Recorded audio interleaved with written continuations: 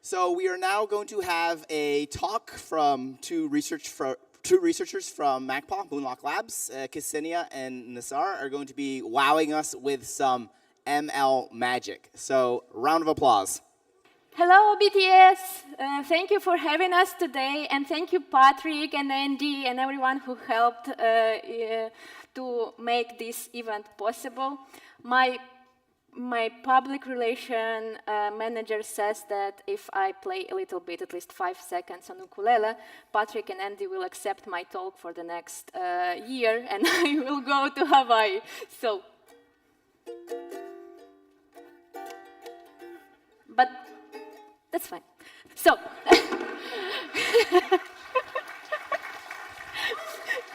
I mean, music aside, and let's talk a little bit about malware. And today's topic is Catch Me If You Can, MITRE-enhanced ML magic to solve Mac malware's identity crisis at scale.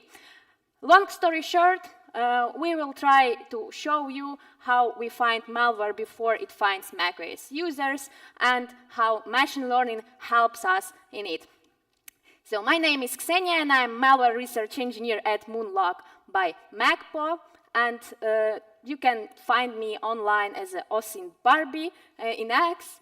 And today I'm presenting with my colleague, Nazar. He is our senior data scientist. Awesome professional. I'm really happy to have him in our team because his approaches improves our processes drastically, I would say. And now let's take a closer look to some statistics, and here is a great news. We will have a job. Woohoo! We can see the statistics from the last year that Mac adoption and attack surface is keeping going up, and we can see that there are like more than 100 million Mac users around the world. And another good thing that Mac users rethink their immunity to cyber threats. And that's cool, because every talk in last year, I started from the words like, no one cares about Mac malware because they think that Macs are immune to viruses. But finally, we raised that awareness among users. But there is another thing. We raised it, but not enough, and we can see it from the statistics of detection rates among Clean My Mac users. Here we are. You can see this drastic spike of detections in 2025, especially in stealers. And also you can see here backdoors. And what impresses me the most is the statistics from the August, where we saw like 300% increase in detection rates since the AMOS implemented the backdoor feature in their malware. And let me explain a little bit this graph to you. Here you can see the blue line is a moving average of detection rates among Clean My Mac users, and it helps us understand if there are any anomalies among detections. And we also have here the corridor with white and green lines, and whenever the purple line breaks the corridor, we know that there is anomaly and we need to investigate it. And you can see the anomaly from August this year. And going next, we also want to discuss that detection rates among other malware types are decreasing. And we could think like, oh, we are cool, we beat them, we are so nice and we are heroes, but actually not, because malware just evolved and became more modular, and they don't need like different types right now because they can implement these features, for example, in the same stealers. Yeah? And it was about the threat side, and now I'm going to talk with you about defense side. It's my pain point. Actually, many vendors just label Mac malware as a generic Trojan, wherever. Stealers or backdoors or wherever, it's generic Trojan or generic Mac application, and there were like more than 75% of such labels on one of the biggest feed platform everyone knows here. And yeah, you can think like, why cluster Mac malware when we can just label it generic Trojan? Like, at least we see that it's a malware, yeah? But the problem is, we can label like that, but how we can then prioritize threats? Like, we just can't do this, and it will cost us a lot of money and time during incidents in our companies, for example. And there is some examples of such cases. It's a generic Trojan that is actually a backdoor. There is a little bit features, like WebSocket. You can see it just from the plain text, from strings. There was proxying, tunneling, and some parameters that reveal backdoor traits, like get response, post response, etc. And the question here, can it be worse? And yeah, it can, because in mislabeling, at least we understand that it's a malware. So we will triage it, we will analyze it, but maybe sooner or later, wherever. But when we check the file and it's clean, there is a problem. And there are such cases. Here we can see Malware Hunter team, they shared the fully undetectable backdoor on their Twitter, and on this side, on the left side, right side for you, yeah, right side for you, you can see our internal platform MoonLog.Arc, where you also can see how our model predicted that it's a backdoor when it was clean on VirusTotal. The next case is also a backdoor reported by Nextron Research, and also you can see MoonLog.Arc predicted it as a backdoor. Next case is a stealer that also was fully undetectable, and you can see that the model says it's a stealer. So, it seems cool. Model really does cool things, and for me it's kind of like magic. And behind this magic is Nazar. So now I'm gonna pass the word to Nazar. And he will tell more you about that. I believe that behind every anti-malware magic there is technology. And I have 15 minutes to talk a bit more about challenges we faced with technique we use, model we train, and most importantly, the benefits we have for research engineers, reversers, and end users. But at first, I would like to talk how complex the problem is.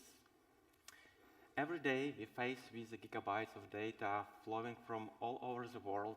These data are intentionally masked, obfuscated. They packet, they hide inside payloads. We need not only to classify this file by malware type, but also say what is malware family, what other files exist similar to this file, prioritize collection, and give suggestions to reverse engineers where to start with to make this process faster. And everything of that is by insane time pressure. So it actually brings us to the question, how to detect malwares in scale. Just work faster, harder, more over time would not solve the issue, and probably we need to change tool itself. And for cybersecurity, this tool can be machine learning. There is no silver bullet that do everything, or single algorithm that classify, detect, and do all the stuff. But it's a complicated system with multi-part, with different models, and we believe that we can treat viruses the same as doctor treats illness. At first, identify it, after that, analyze its nature. The third step is to classify, and after that, we can detect it in scale. So first part is a classifier.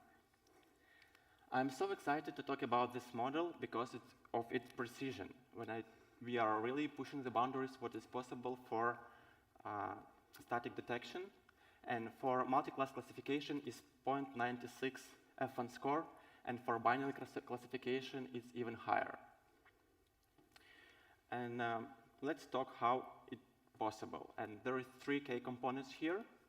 The first one is data set. You need a lot of data. It's hundreds of thousands different files, different malware collections, and those files have to be have labels very precise, because in data science we say garbage in, garbage out.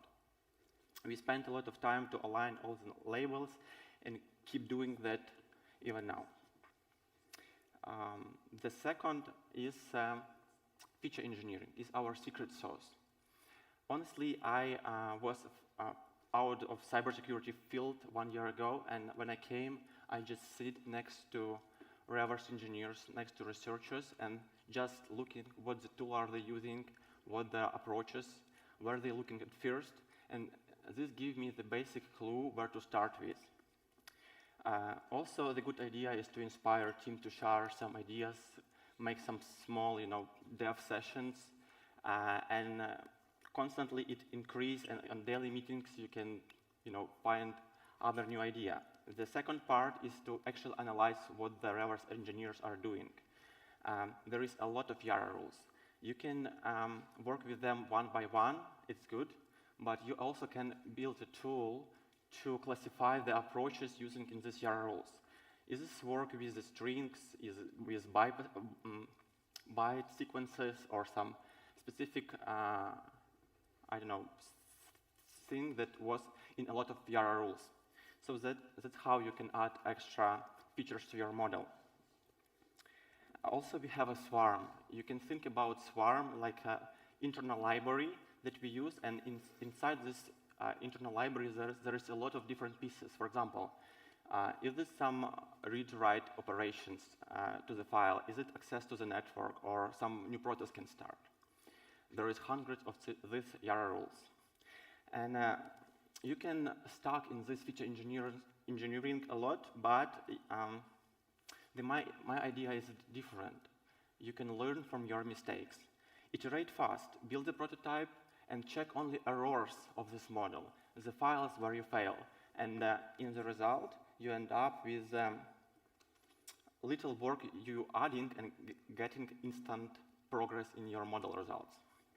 And third part here is actually a model. We try a lot of different stuff, but we end up with ensemble boosting trees, and we do specific stuff with the scaffold validation, and we also align the files in time to make sure that the model accuracy would be same good in the future as good it's now. Okay, let's go to the result of this model. On the left side of the screen, you can see the files that was not presented on VirusTotal on moment of inference. That means that if you have a lot of files flowing from different data sources, you need to check it one by one if you don't have such a tool. But if you have machine learning, in the morning when you open your computer, you can see dashboard that show you exactly what malware type exists, newly created collections, and prioritize it by how harmful they are. On the right side, there's files, those presented on VirusTotal, but any vendor detected as malicious. But we do. Okay, how do you feel about this model? Is it good? Okay. The next part is an embedding model.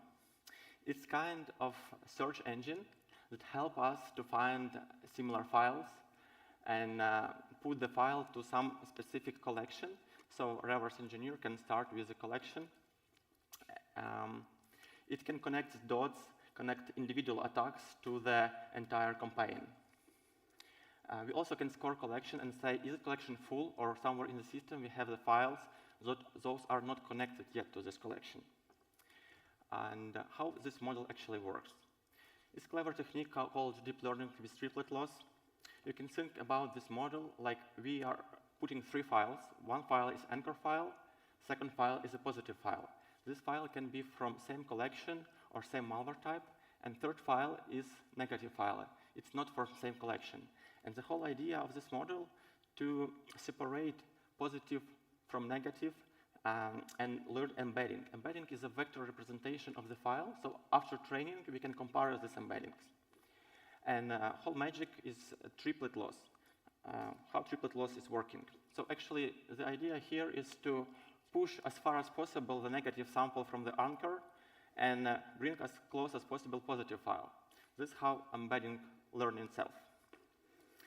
And what's the result of this model?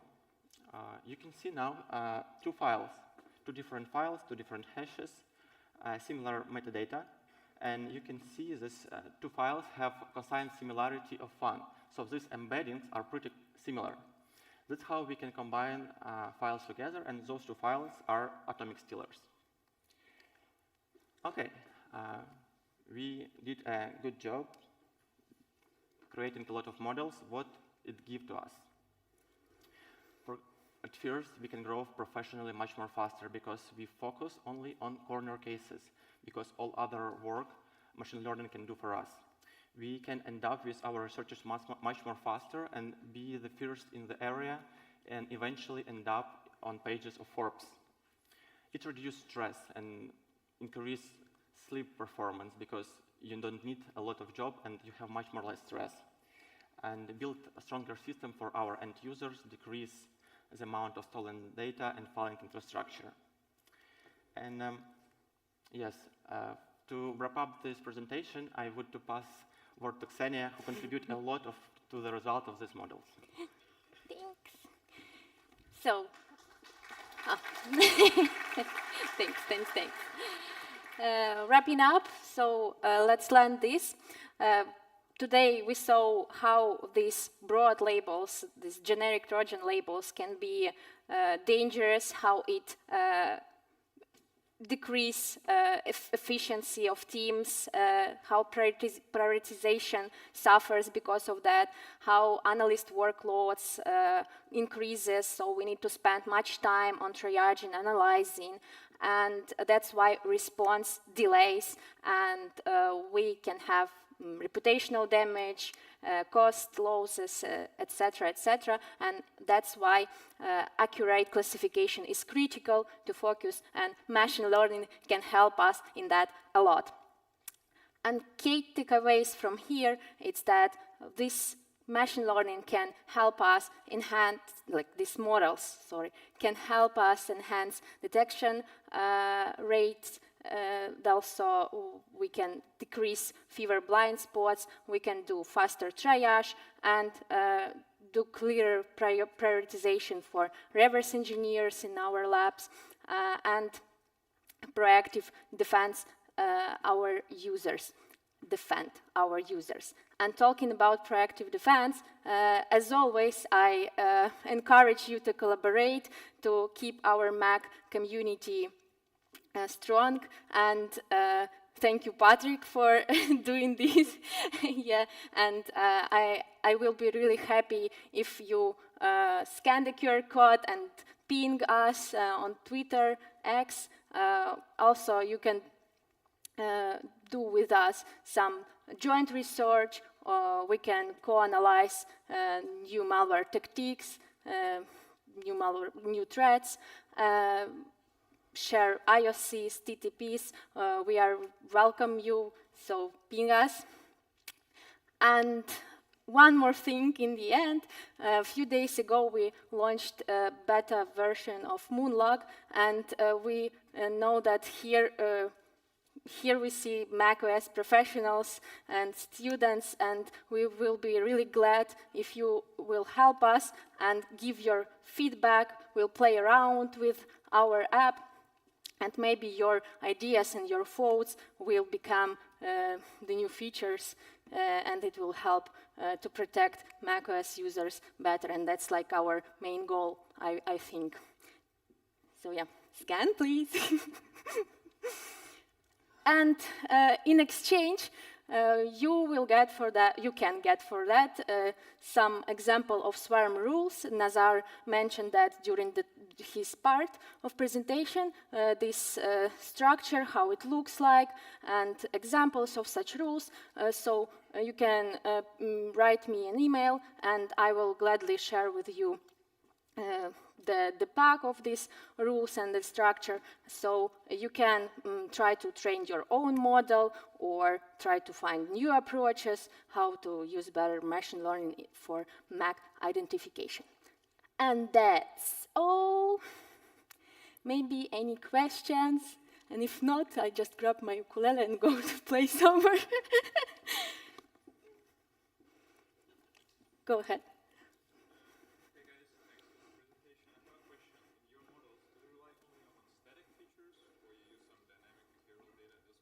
Separate model.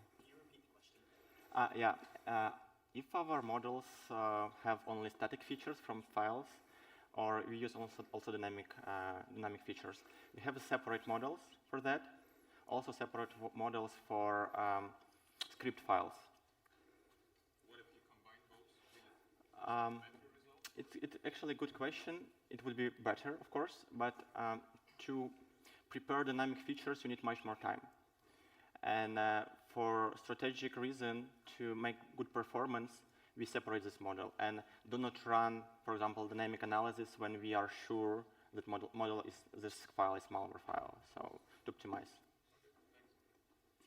Thank you. Any more questions, suggestions? Oh yeah, we have. 1 second, we have.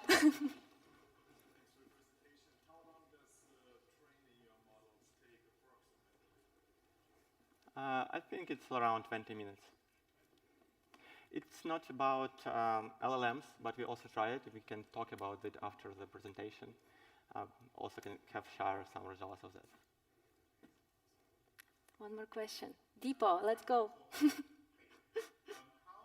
long did it take you guys in terms of requirement analysis phase when you collect information from web engineers, prepare your malware sample database? Like, how much time and effort did you guys put in in terms of finding yourselves? Like, if you were to do it again, would there be anything you would do differently in collecting that data for your models? Sorry, it was bad to hear. Can you repeat one more time, please? How long did it take to do the requirement analysis, like collecting data from engineers, collecting samples, and if you were to do it again, what would you do differently to ease collection efforts? Yeah.